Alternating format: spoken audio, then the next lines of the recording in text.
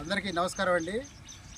ఈరోజు బాపట్ల పట్టణం మున్నవారిపాలెంలో నిన్న అగ్ని ప్రమాదంతో మరి 2 పూరిళ్ళు దగ్ధమవటం, సర్వం కోల్పోవటం, మరి నిరుపేద రైతు కుటుంబం, రైతు కూలీలుగా మరి వారు ఏ రోజు ఆ రోజు పని చేసుకొని వచ్చే క్రమంలో ఈ ఎండ తీవ్రతకు అనుకోని విధంగా మరి 2 పూరిళ్ళు కూడా దగ్ధమవటం, సర్వం కోల్పోవటం చాలా బాధాకరం.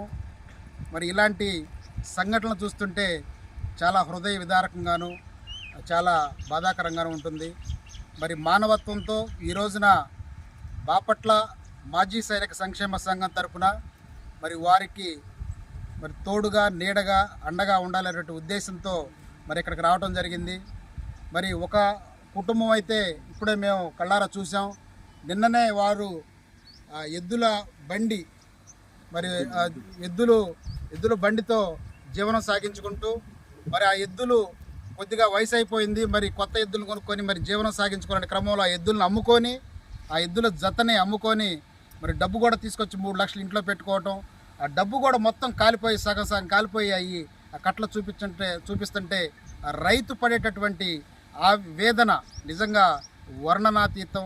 వారిని మరి ప్రతి ఒక్కరూ ఆదుకోవాలని చెప్పి మరి మాజీ సైనికుల తరపున మేము కోరుకుంటా ఉన్నాం.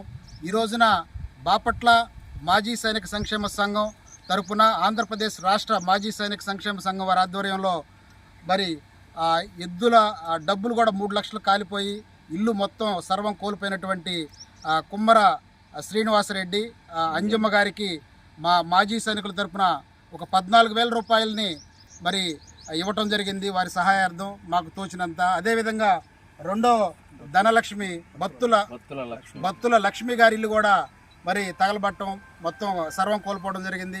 వారికి కూడా మా మాజీ సైనికుల తరపున ఒక 10,000 రూపాయలని మరి ఇవ్వటం జరిగింది.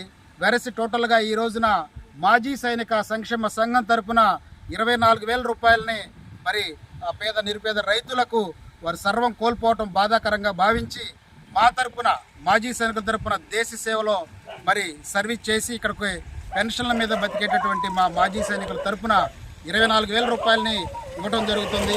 ఈ సందర్భంగా బాపట్ల పట్టణం కానీ బాపట్ల జిల్లాలో కానీ మరి దాతలను నేను మరి కోరుకుంటా ఉన్నాను. ఇలాంటి నిరుపేద రైతుల్ని ఆదుకోవాలని చెప్పి వారికి అండగా మేము ఉన్నామని చెప్పి తెలియజేయాల్సిన అవసరం ఎంతైనా ఉందని చెప్పి నేను ప్రతి ఒక్కరికి కూడా, చాలామంది డబ్బు కలిగినటువంటి మనసు కలిగినటువంటి దాతలు చాలామంది ఉంటారు, మరి వారందరూ కూడా స్పందించి మరి ఈ యొక్క రైతుల్ని ఆదుకోవాలని చెప్పి మా మాజీ సైనికుల తరపున కోరుకుంటా ఉన్నాం.